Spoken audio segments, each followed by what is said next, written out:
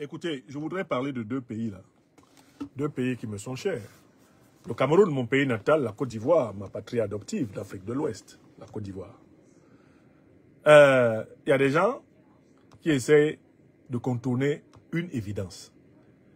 Au Cameroun comme en Côte d'Ivoire, ce qui se prépare en octobre 2025, c'est le même mois. Ça s'appelle officiellement élection présidentielle. En réalité, cela n'est pas une élection présidentielle.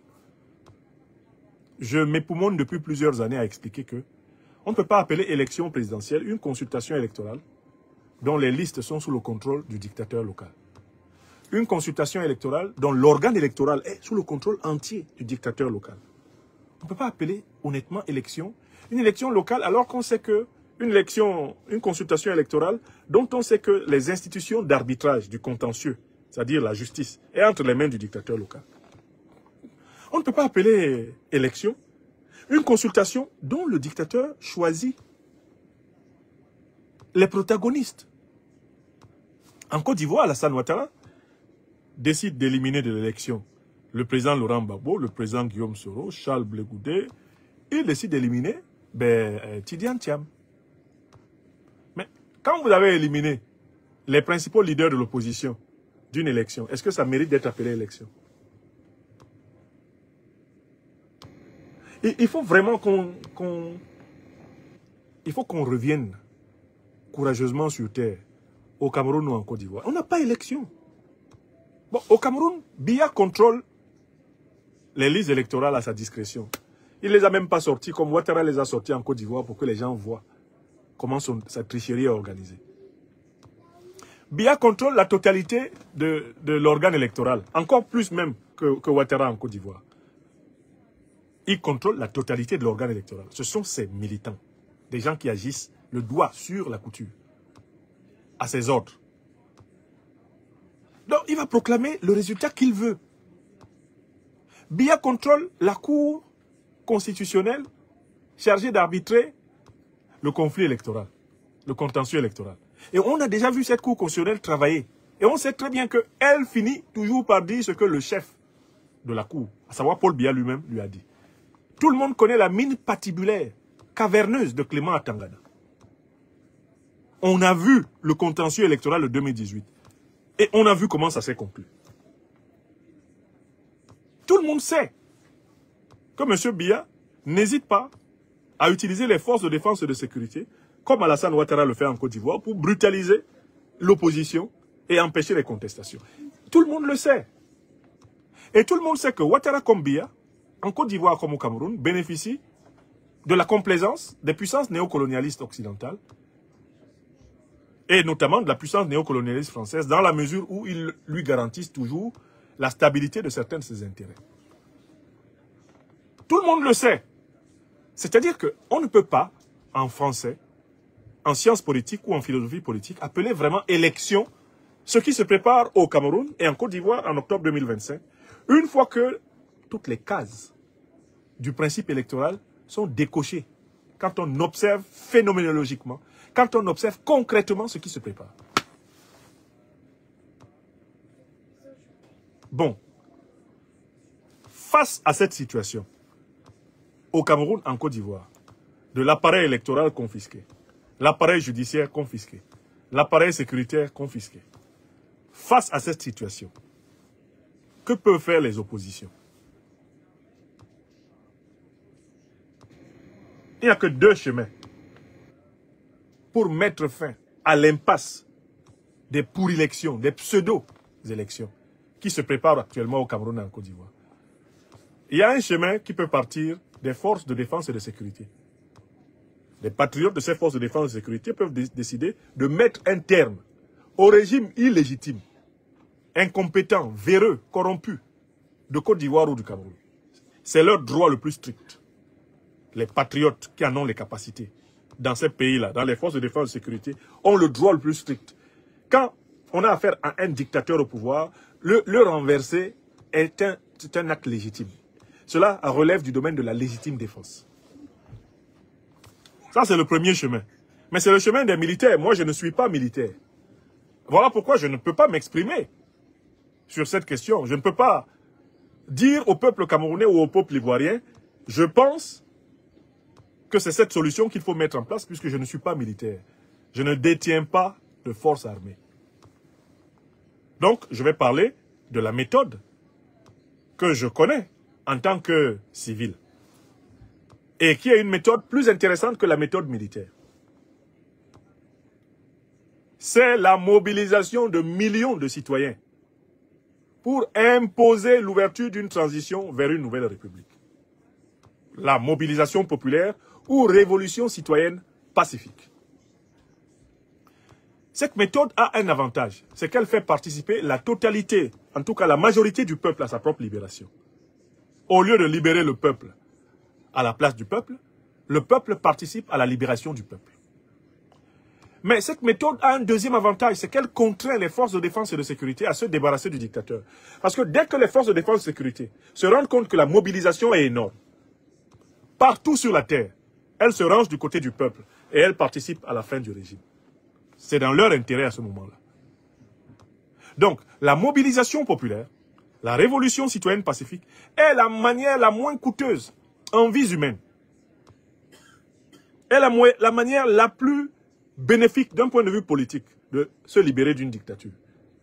Comme l'écrasante majorité du peuple participe à cette mobilisation, l'armée, la gendarmerie, la police, habitués au rapport de force, évaluent très rapidement des situations dans lesquelles elles ne peuvent pas recourir à leur répression traditionnelle.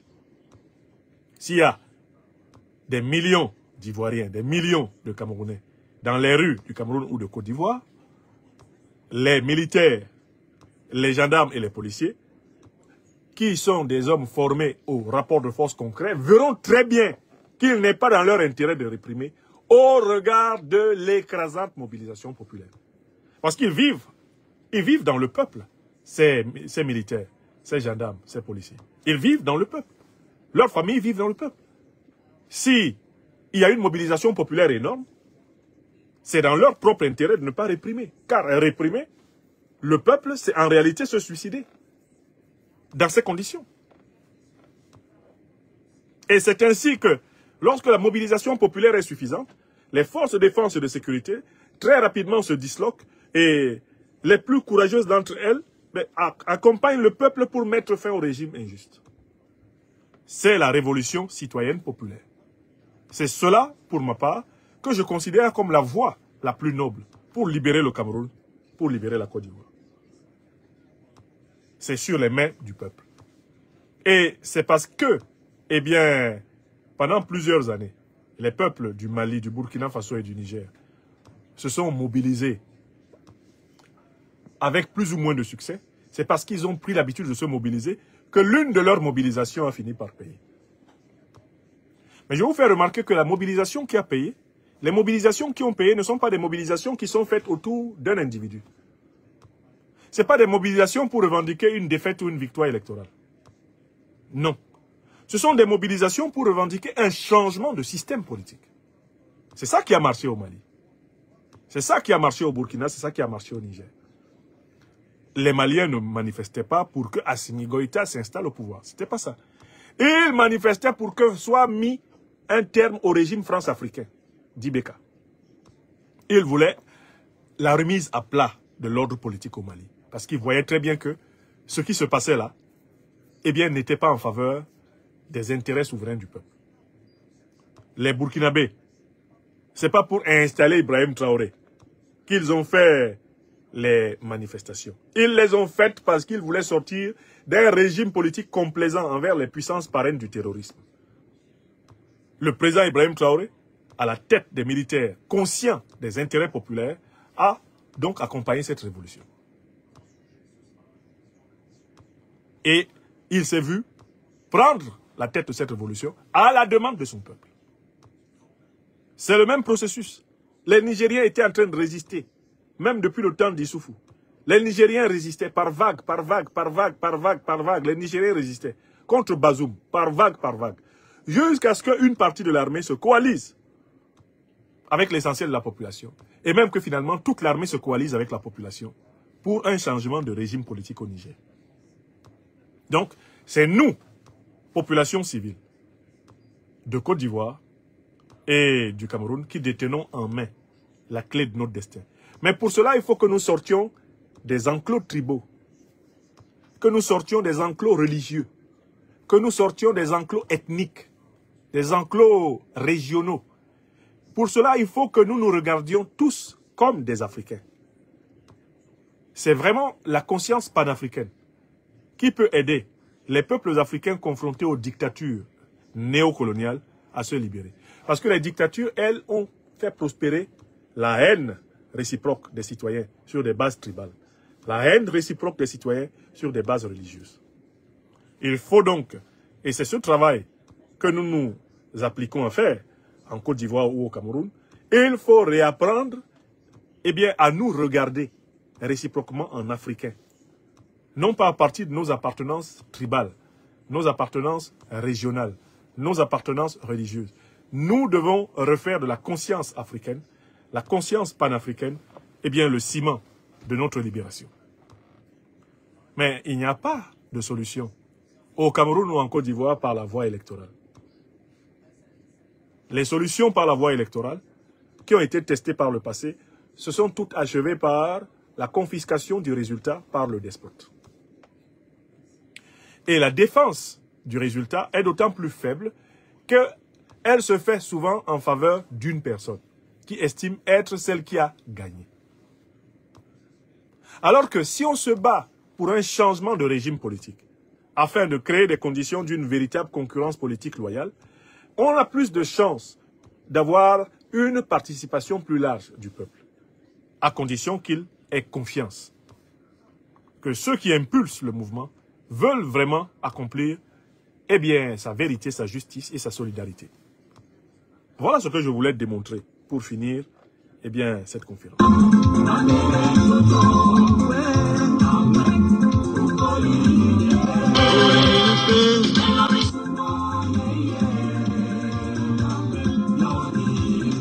Alors, j'ai vu une question qui m'a été posée par un internaute tout à l'heure. De temps en temps, je répondrai comme cela à des questions. Qu'est-ce que je pense de l'applaudissement spécial qui a été réservé aux représentants des chefs d'État de l'Alliance des États du Sahel lors de l'investiture du Dansoman de Libreville?